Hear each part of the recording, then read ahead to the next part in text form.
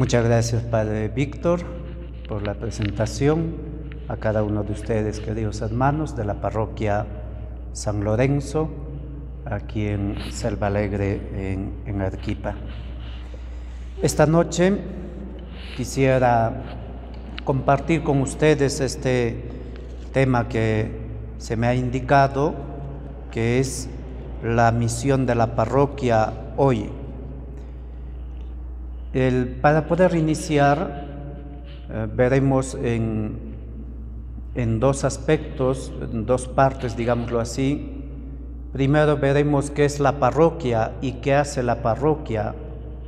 Y en segundo lugar veremos la instrucción, la conversión pastoral de la comunidad parroquial al servicio de la misión evangelizadora de la Iglesia, que ha publicado la Congregación para la Doctrina, para el Clero, el año 2020. Iniciemos dejando claro qué es la parroquia. La parroquia, dice el Código de Derecho Canónico, en el Canon 515, que la parroquia es una comunidad de fieles, que ha sido puesta por un párroco como pastor propio, en comunión con el obispo y en colaboración al obispo. Que por tanto el pastor propio, que es el párroco, tiene una cura pastoral. Pero el canon 1518 añade diciendo que la parroquia de por sí es territorial y local, es decir, en la creación, en el decreto de la creación de una parroquia, cuando se erige una parroquia, no se indica un territorio. Veamos por parte. Esto sería qué es la parroquia. ¿Y qué hace la parroquia? Está el párroco y los fieles. La parroquia es una comunidad de fieles, comunitas Christi Fidelium, una comunidad de fieles cristianos. ¿Qué se entiende por término fieles? ¿No? ¿A qué nos referimos? Un fiel es aquel que ha recibido el bautismo, ¿no? Un fiel es aquel que es bautizado, pero también el fiel es aquel que vive en comunión con la Iglesia, es decir, que no tiene penas canónicas. Por tanto, todos aquellos que cumplen estos dos requisitos de fieles, bautizados y en comunión, ¿no?, con la Iglesia, son lo que forman parte de la comunidad, de esta comunidad parroquial. Antiguamente se llamaba a la parroquia como porción, es decir, más en sentido territorial que una comunidad. Esta comunidad de fieles se parece a la comunidad de Hechos de los Apóstoles, la primera comunidad, Hechos 2:42, dice que los primeros cristianos estaban siempre unidos, se reunían, perseveraban para la oración, en la comunión, en la fracción del pan. Por tanto, los fieles, pero es una comunidad, ¿no?, comunidad de fieles. La expresión comunidad además indica algo dinámico, no estático, no algo quieto, sino que la comunidad indica que está en movimiento, que está en camino.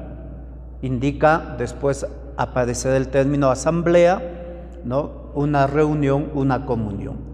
Por tanto, la parroquia es una comunidad de fieles que de por sí es territorial y local, es decir, implica un territorio.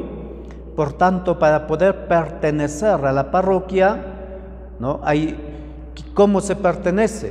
Por tener un domicilio o también un cuasi domicilio dentro de esa jurisdicción parroquial.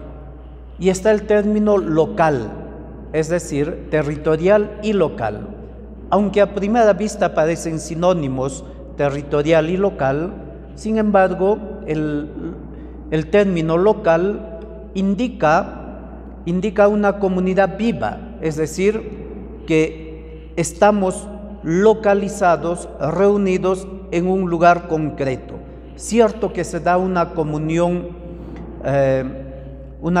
ontológica entre todos los bautizados que estamos esta noche en esta parroquia.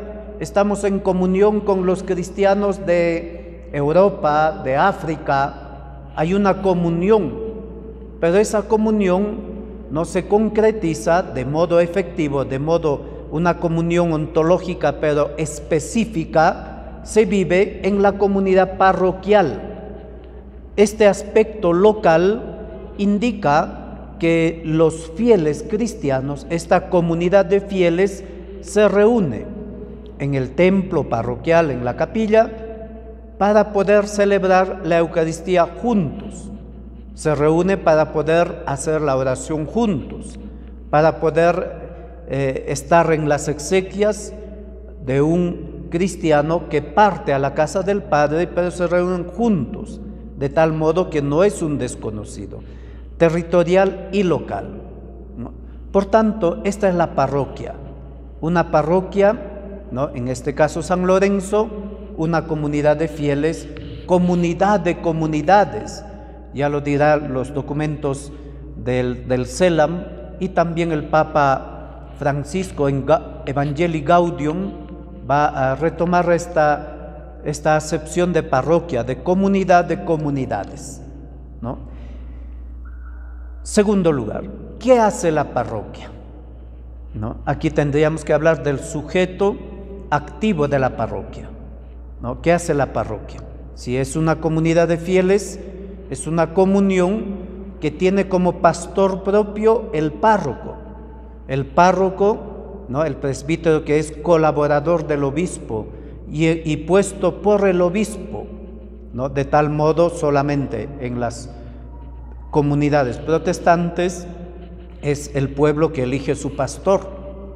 En la Iglesia Católica hay una jerarquía, la sucesión apostólica, ¿no? Que es el que va dando esta comunión. Por tanto, el pastor es puesto no por el pueblo que elige a su modo, sino es el obispo, que es el sucesor de los apóstoles, como ya en las cartas de Pablo aparece, como Pablo le indica a Timoteo, que elija y que ponga pastores, ¿no? Que ponga pastores delante o frente a una comunidad puesta por el obispo. El pastor, por tanto, no tiene una cura pastoral. ¿Cuál es la misión del pastor? La misión del pastor es comunicar los bienes de la salvación. Comunicar los bienes de la salvación. Por tanto, ¿no? La cura pastoral, ¿no? Que es otro término, el cuidado de la pastoral de los fieles que el pastor tiene para esta comunidad de fieles, ¿no? Es actualizar, hacer viva, ¿no? Estos bienes de la salvación. Pero están los fieles, porque no es la parroquia solo el párroco, ni solo los fieles, sino en una comunión, ¿no? Circular, recíproca. Los fieles, ¿no? Hemos dicho que son sujetos activos, ¿no? Activos en el sentido de que son receptores de estos bienes de salvación. Pero no solo activos en cuanto que son receptores, sino están llamados a dar, a entregar. Por tanto, ¿no? Si el pastor es aquel que entrega, ¿no? Naturalmente el pastor también se ha alimentado, decía San Agustín, que un predicador, ¿no? Primero se alimenta del Evangelio y después de esa saciedad del Evangelio alimenta a sus fieles. Pero también, ¿no? Viviendo la fe, celebrando junto con la comunidad parroquial, el pastor también aviva su fe. Entonces hay una relación mutua. Pero los fieles no son activos en cuanto que son receptores, porque para poder acoger no es una cuestión pasiva, ¿no? De que me siento, escucho, pero ya al escuchar es una acción activa, ¿no? El poder acoger, pero también está el dar, es decir, ahí vamos a hablar de la misión, el dar, ¿no? Tocaremos más adelante el dar, es decir, no es solo una acogida para mí como fiel, sino para poder darlo, ¿no? Para poder llevarlo, entregarlo, ¿no? Para poder salir, ¿no? Salir para poder anunciar el Evangelio. Los primeros cristianos salían contentos, ¿no? Contentos de poder sufrir un poco, los apóstoles, de ser azotados, y lo contaban a todo el mundo. Igual los cristianos estamos llamados, ¿no? A recibir, pero entregarlo, no quedarnos. Esto se llama la tradición, ¿no? La entrega, ¿no? Y esto se hace de distintos modos, la catequesis, la oración y todo lo demás. Por tanto, el párroco, me olvidaba, ¿cuál es la función del párroco? La función del párroco es triple, ¿no? Es enseñar, ¿no? El párroco enseñar, la misión es santificar y gobernar o regir. En la misión de enseñar está la homilía, la catequesis, ¿no? Los cursos, como hoy día, ¿no? Que esta semana pues ha habido estos encuentros, el lunes, miércoles y hoy día viernes, ¿no? Luego está el santificar, ¿no? La santificación que pasa por la celebración de los sacramentos y el gobierno, el regir, ¿no? También el párroco es aquel que administra, ¿no? Los bienes de la parroquia. Por tanto, ¿no? Ya hemos visto qué es la parroquia, qué hace la parroquia. Ahora veamos, ¿no? Y nos vamos a detener en la instrucción, la conversión pastoral.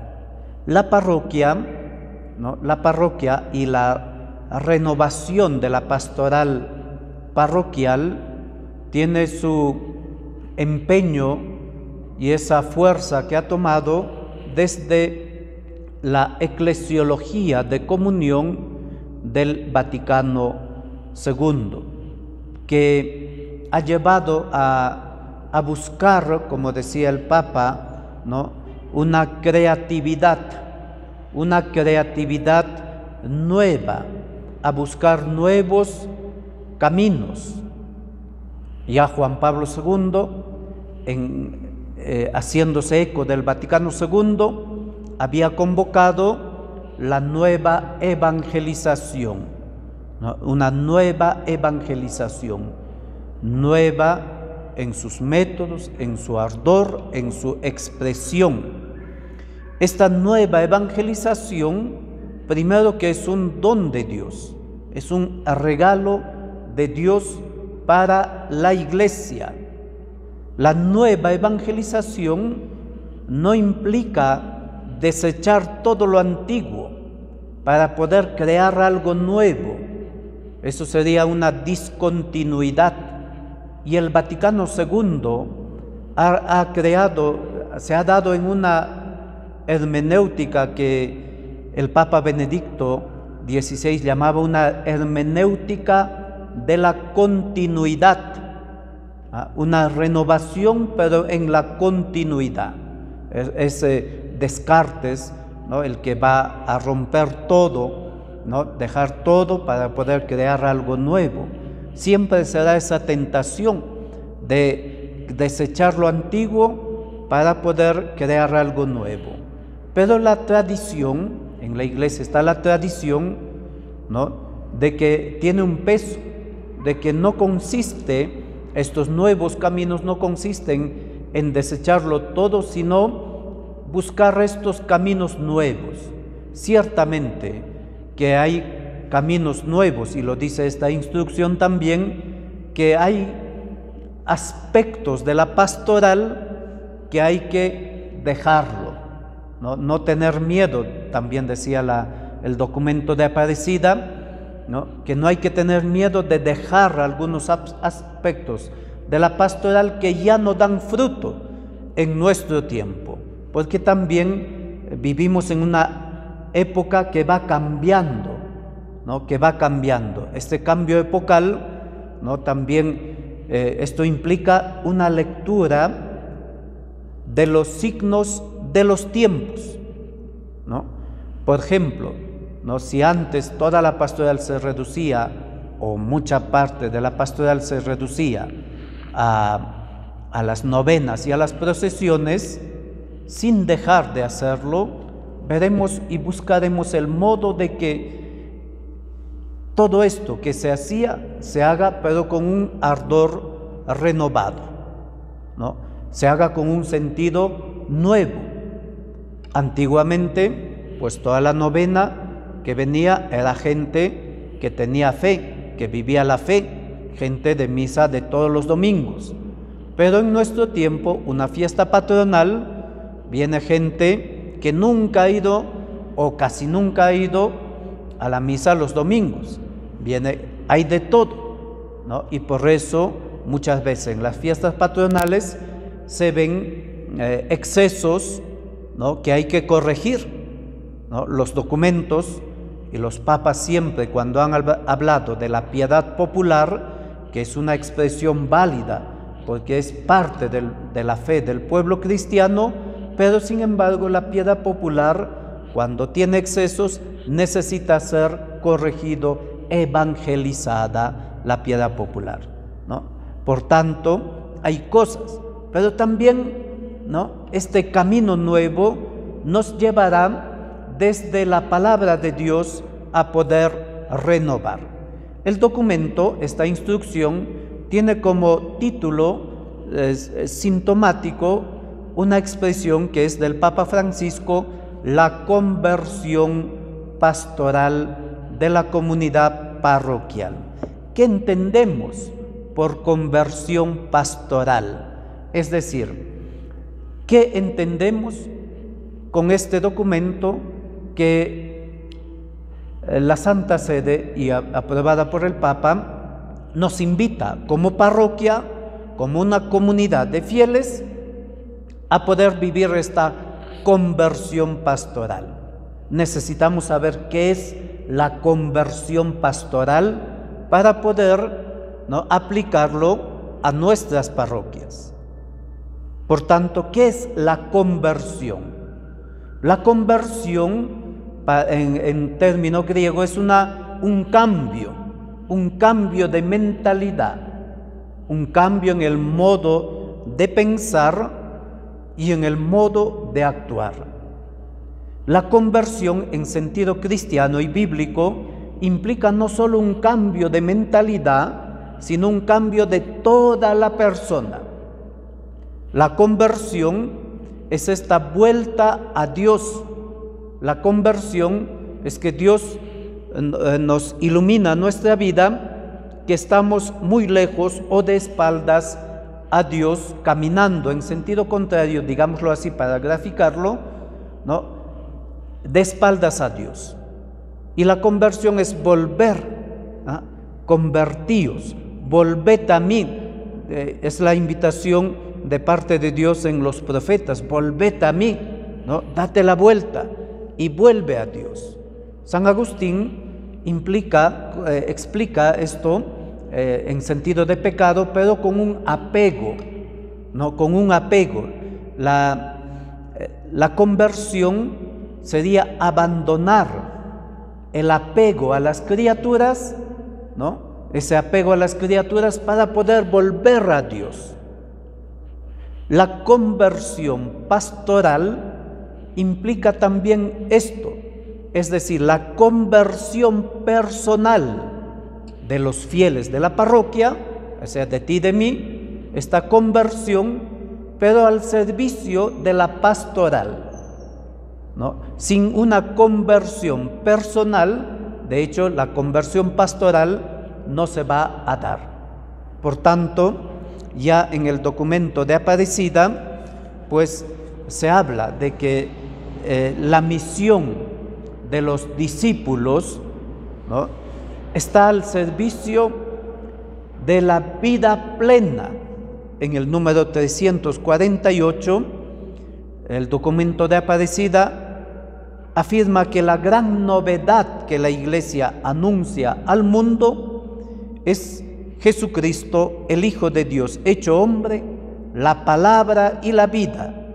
Vino al mundo para poder hacernos partícipes de la naturaleza divina.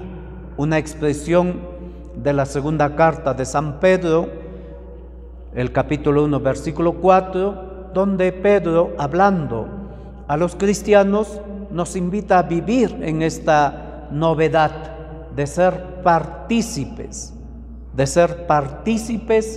de la naturaleza divina, a participar de su propia vida, continúa el documento. ¿Y cómo se hace? Por medio del anuncio del querigma. Más adelante, el documento de Aparecida hablará de la conversión pastoral y una renovación misionera. En esta parte afirma en el número 366 que la conversión personal despierta la capacidad de someterlo todo al servicio de la instauración del reino de Dios. Si la conversión personal consiste en que toda mi vida, todos mis bienes lo pongo al servicio de la instauración del reino de Dios, la conversión pastoral implica también esto, que todas las estructuras, todas las instituciones, las comunidades de la parroquia, toda la parroquia está al servicio en esta misión de instaurar en la tierra el reino de Dios. Y esto, dice el documento de Aparecida, esta conversión pastoral es permanente, ¿no? Permanente. Pero necesita la primacía del Espíritu Santo. Juan Pablo II en Novo Milenio Ineunte hablaba de la primacía de la gracia frente a los programas pastorales. El Papa no decía que no hay que hacer programas pastorales, sino que los programas pastorales dan fruto cuando la primacía, el corazón de toda la acción pastoral es la gracia. Por eso, para esta conversión pastoral, ¿no?, esta conversión pastoral necesita la escucha de la palabra de Dios y el discernimiento, ¿no?, el discernimiento de los signos de los tiempos. Hemos dicho que vivimos en un cambio epocal, ¿no? Por tanto hay que discernir, ¿no?, como este tiempo de pandemia que nos ha tocado vivir, ¿no?, a la Iglesia, a todos nos ha ayudado a poder escuchar los signos de los tiempos y a discernir y a buscar estos caminos nuevos para poder anunciar el Evangelio. Cómo nos encontramos, ¿no?, cómo nos encontramos, de qué modo en este tiempo. Por tanto, la pastoral de la Iglesia no puede prescindir del contexto socio-histórico, ¿no?, en la cual vivimos, ¿no? En Perú, en modo concreto, este tiempo con toda la crisis política, económica y todo lo demás que vivimos, moral también, que es un reto para nosotros como comunidad parroquial. Es decir, frente a toda la crisis en el Perú, ¿no?, debemos preguntarnos qué hemos hecho bien y qué hemos hecho mal, o qué es lo que no hemos hecho, ¿no? Como cristianos, ¿por qué la voz de Jesucristo, de la Iglesia, ya no resuena tanto? ¿Por qué el mundo va buscando nuevos profetas? ¿No? Entonces son preguntas que cada uno puede ir pensando, y el discernimiento nos ayudará a encontrar una respuesta que no es única, es una respuesta mixta, una respuesta también amplia. Por tanto, ¿no?, la conversión pastoral de nuestras comunidades, en el número 370 del documento de Aparecida, afirma algo que es muy importante que podamos escuchar. La conversión pastoral de nuestras comunidades exige que se pase de una pastoral de mera conservación a una pastoral decididamente misionera. Pasar de una pastoral de mera conservación, pasar de una pastoral de conservación, ¿no?, a una pastoral decididamente misionera. Así será posible que el único programa del Evangelio siga introduciéndose en la historia de cada comunidad eclesial. Novo Milenio Ineunte, número 12, ¿no?, la última cita. Con nuevo ardor, haciendo que la Iglesia se manifieste como madre que sale al encuentro, una casa acogedora, una escuela permanente de comunión misionera. Este número 370 del documento de Aparecida nos invita, quizás es el número más claro que nos habla en qué consiste esta conversión pastoral.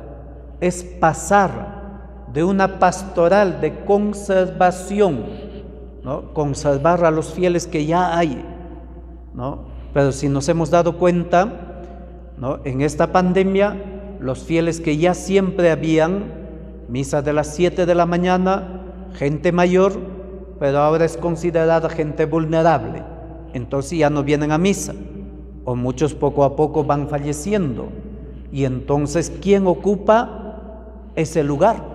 Si no vienen los hijos, los nietos, si no le han transmitido la fe.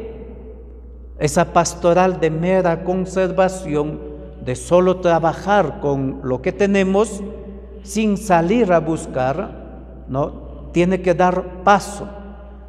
Este paso no quiere decir olvidarlo, sino que dinamizar. Hemos dicho que la comunidad, la parroquia como comunidad de fieles, indica una dimensión que es dinámica, un aspecto dinámico, que no es estático de quedarse, sino como la invitación que nos hace el Papa, una iglesia en salida.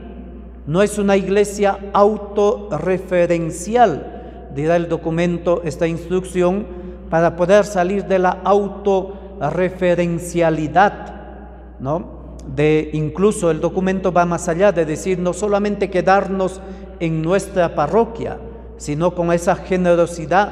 Los presbíteros, por lo menos los que sabemos, los que en Arequipa, ¿no?, que estamos siempre dispuestos, ¿no?, a salir a la misión, no solo en nuestra parroquia, sino a la misión universal, a donde la Iglesia nos necesite y el obispo pues nos mande. Por tanto, esta iglesia autorreferencial, ¿no?, tiene que dar un paso a la iglesia en salida. Esta iglesia en salida, decía el Papa en la iglesia de la Santa Cena, ¿no? En Jerusalén decía que la iglesia nació en este lugar, decía en salida, ¿no? Nació en salida, es decir, en salida, como dice el documento, a poder buscar la iglesia, ¿no? Eso tiene un nuevo ardor misionero, haciendo que la iglesia se manifieste como una madre que sale al encuentro de aquellos que están alejados, al encuentro de aquellos que viven en las periferias existenciales. La instrucción de la conversión pastoral llama por eso a la parroquia como un territorio existencial, ¿no? Como un territorio existencial. Por tanto, este paso de la pastoral de mera conservación a una pastoral misionera, a una pastoral de evangelización, pues implica, y ahí se da, y ahí se nota esta conversión pastoral. Pero esta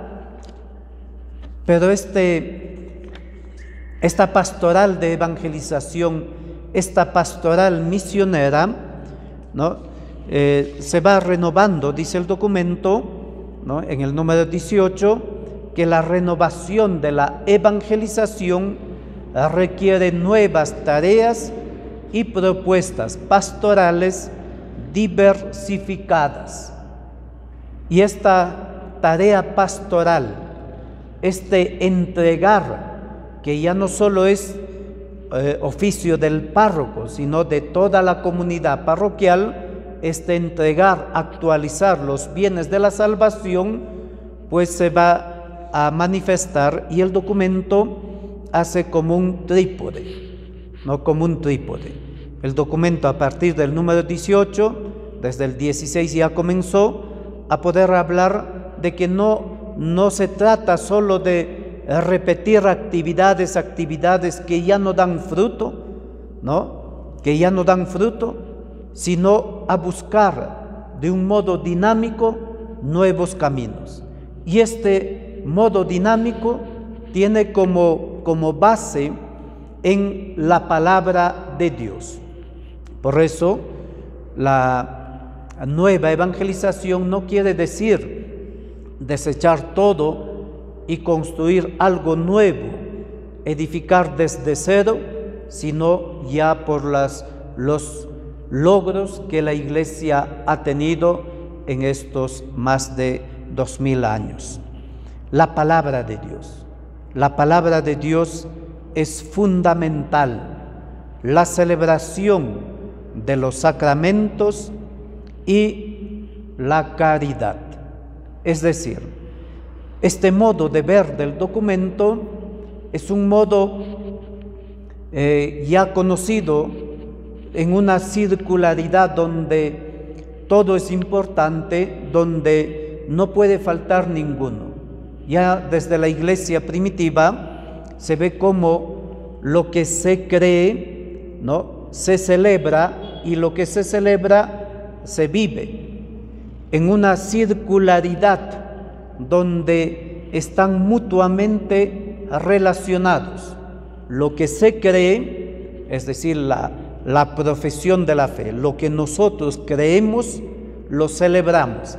Este es el sacramento de nuestra fe, decimos en la Santa Misa después de la consagración. Lo que creemos, celebramos. Lo que celebramos, lo vivimos. Una vez que termina la Santa Misa, se nos dice, ite misa es. La misión está abierta. Vayan a anunciar lo que han vivido, lo que han celebrado. Aquí, ¿no?, la misión se abre, es decir, lo que se cree se celebra, lo que se celebra se vive, ¿no? Igual, es decir, digámoslo así, es como un círculo donde están mutuamente relacionados. Quitamos uno, sería incompleto, ¿no? Si es un trípode, el trípode, si quitamos una patita, se cae. Igual, si quitamos la fe, solo celebrar, ya no tiene sentido. quitamos la celebración, ¿no? Solo palabra, ya no es caridad, sino filantropía. Si quitamos la caridad, ¿no? Celebrar, creer, pero algo le falta, algo le falta. El Papa Francisco decía así, explicando de la palabra de Dios: la palabra de Dios se acoge con el oído, y del oído pasa al corazón, y del corazón pasa a las manos, es decir, las obras. La palabra de Dios acogida por la escucha, que baja al corazón, que transforma el corazón del hombre, ¿no? Porque la palabra de Dios es viva y eficaz, y pasa a las obras, es decir, actúa.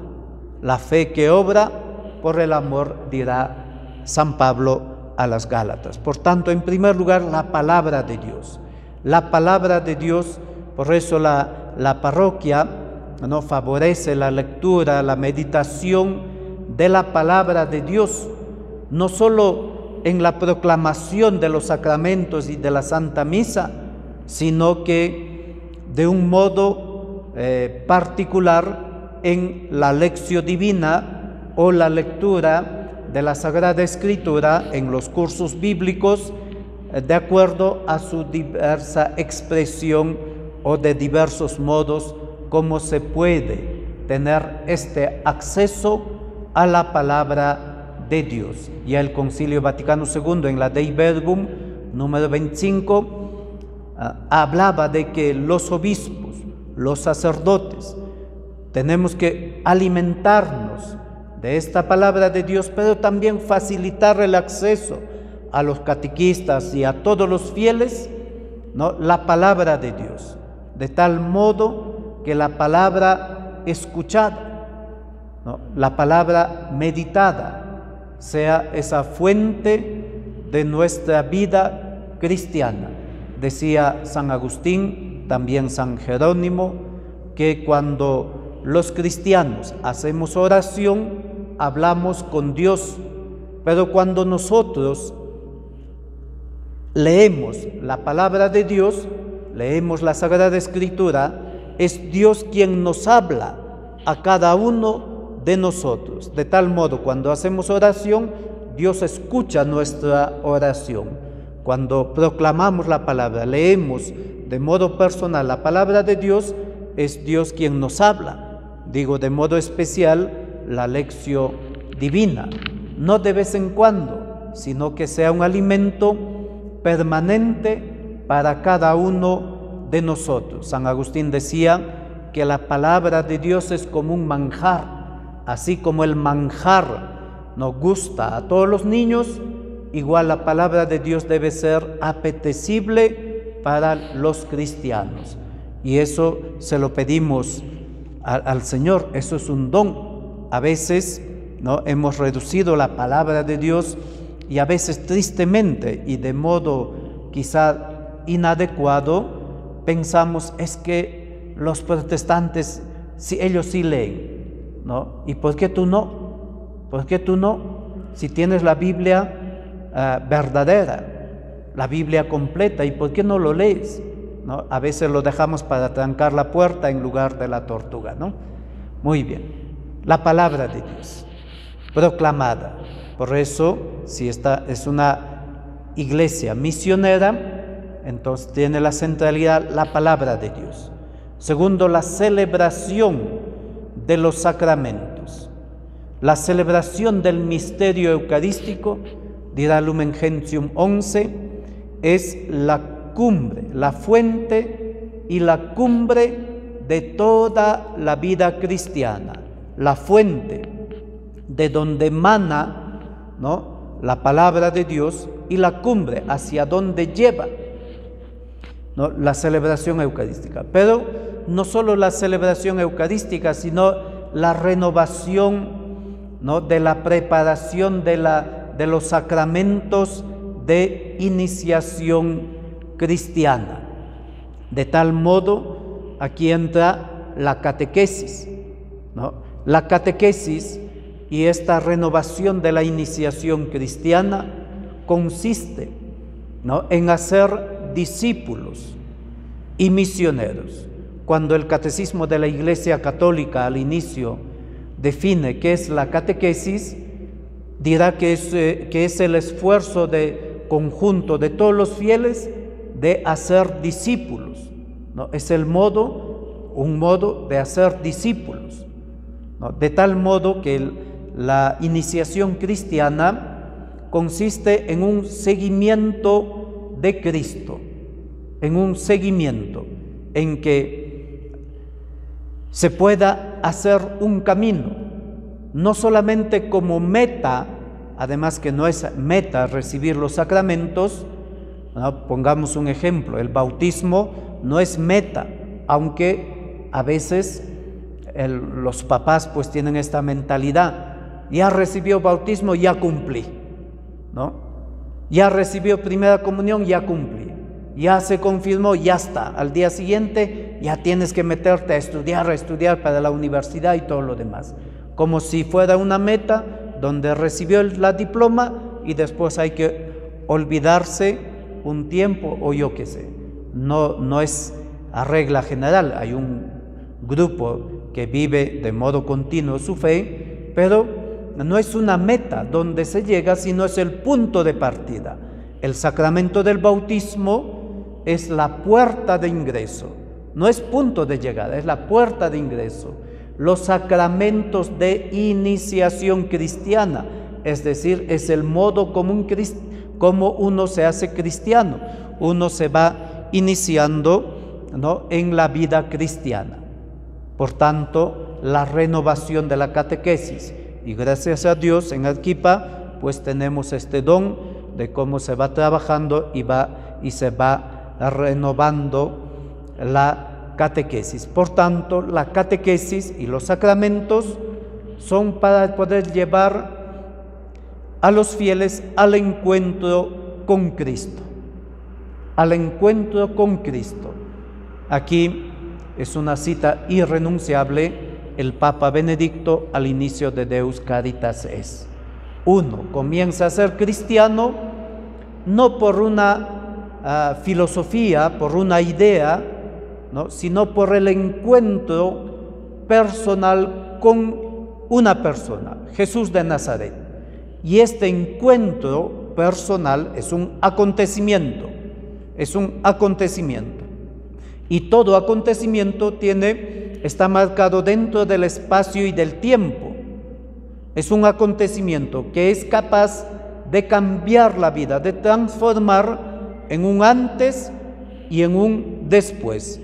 San Agustín, San Ignacio de Loyola y todos los santos han tenido un encuentro, un momento en que se han encontrado con Jesucristo y les ha cambiado la vida. Y tú y yo también hemos tenido este encuentro.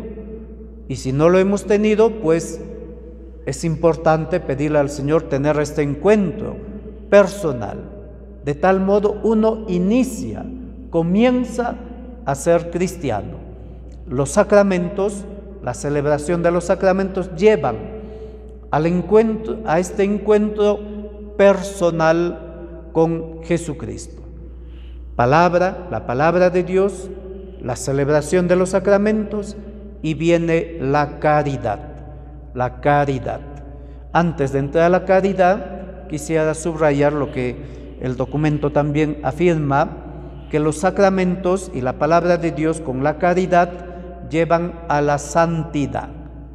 Pero hay peligros de la santidad.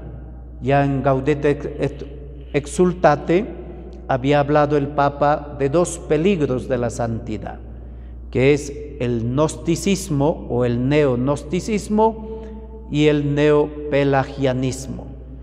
El gnosticismo reduce la fe a la ciencia, reduce la fe al saber, a la inteligencia, y el pelagianismo reduce la fe a la voluntad, a un esfuerzo personal, ¿no?, donde la gracia de Dios solamente es un auxilio para obrar con mayor facilidad lo que yo puedo realizarlo. Estos dos caminos, estos dos peligros, que son de la santidad, también de la palabra de Dios, de toda la vida cristiana. El cristianismo es un encuentro personal de toda la persona, cuerpo y alma. En cambio, el gnosticismo reduce la fe a la inteligencia, y el pelagianismo, dicho de modo sencillo, reduce la fe al esfuerzo, al apretar puños y hacer y construir la vida cristiana pero dice San Pablo en 1 Corintios 4:7, todo lo hemos recibido, todo lo has recibido. Si lo has recibido, ¿de qué te glorías? Todo es don de Dios, todo hemos recibido. Por tanto, en tercer lugar, el documento nos habla de la caridad, ¿no? Este trípode: palabra de Dios, la celebración de los sacramentos y la caridad. Es decir, ¿no? En esta cultura del encuentro, en la misión de la comunidad parroquial, ¿no? Todas las actividades y las estructuras se realizan teniendo como centro la persona humana, ¿no? La persona humana es a la persona, ¿no?, que se busca, ¿no?, en su existencia, ¿no?, en su sufrimiento, en la precariedad, para poder, ¿no?, auxiliar, poner en común los bienes. La caridad es fundamental, no es algo añadido a la fe. Ya los primeros cristianos ponían en común sus bienes, vendían sus posesiones y lo daban a los apóstoles. O esa expresión famosa de los paganos de admiración: mirad cómo se aman, decían de los cristianos, porque se ayudaban mutuamente. También San Justino, cuando habla de la Eucaristía, dice que llevaban las ofrendas, dejaban a los pies del altar, entregaban al presbítero para que el presbítero pudiera socorrer a huérfanos, a viudas y a todos aquellos que pasan necesidad. Es decir, es parte esencial, ¿no?, de nuestra vida cristiana vivir la caridad fraterna. Palabra de Dios, celebración de los sacramentos y la caridad, la pastoral. Renovando todo esto y poniéndolo al servicio de la evangelización con esta llamada de la Iglesia en salida, pero no solos, sino apoyados en los carismas. Esto también es algo importante que la instrucción menciona, ¿no? Poder vincularnos, entrar en comunión con los carismas. Por tanto, la parroquia, ¿no?, que es una comunidad convocada por el Espíritu Santo, no puede ser ajena a los carismas que ha suscitado el mismo Espíritu Santo. Los diversos carismas, así como en siglos pasados Dios ha suscitado las hermandades, las cofradías, que han dado fruto y que han tenido una misión muy importante, también en nuestros tiempos ha suscitado el Señor carismas en la Iglesia que tienen distintos nombres. Estos carismas, ¿no?, están al servicio de la Iglesia, pero también estos carismas se han suscitado para nosotros, para los fieles laicos, pero también para los presbíteros, lugares, pequeñas comunidades donde poder vivir la fe. No solo poder vivir la fe, sino también estos carismas, estos movimientos se han suscitado para poder renovar la parroquia, ¿no? Ellos también aportan en esta conversión pastoral una renovación pastoral, desde esta óptica de la pastoral de la evangelización. Por tanto, queridos hermanos, no tengamos miedo a cómo Dios va actuando en nuestra parroquia, en nuestro tiempo. No tengamos miedo de dejar de hacer algunas cosas que ya no dan fruto. A veces nos apegamos y decimos, siempre se ha hecho así, ¿no? También el Papa Francisco en su catequesis ha mencionado esto. Siempre se ha hecho así, ¿no? Pero no siempre lo que se ha hecho está bien, o que lo que siempre se ha hecho que dé fruto como antes. Ahí viene esta pastoral de la evangelización misionera, de buscar caminos nuevos, ¿no? Porque la situación también es nueva, situaciones que vamos viviendo. Que la Virgen María, nuestra Madre, y San Lorenzo, patrono de esta parroquia, a todos nos ayude a dar la vida por Jesucristo. San Lorenzo es mártir, ¿no? Diácono mártir, ¿no? Que ha llevado a los pobres, ¿no? Cuando le pidieron las riquezas de la iglesia, ¿qué ha hecho? Repartió, ¿no? A los pobres las riquezas de la iglesia y llevó a todos los pobres. Esta es la riqueza de la iglesia. Los pobres también son la riqueza de la iglesia, ¿no? En esta pastoral de la evangelización. Que Dios les bendiga a todos y muchísimas gracias.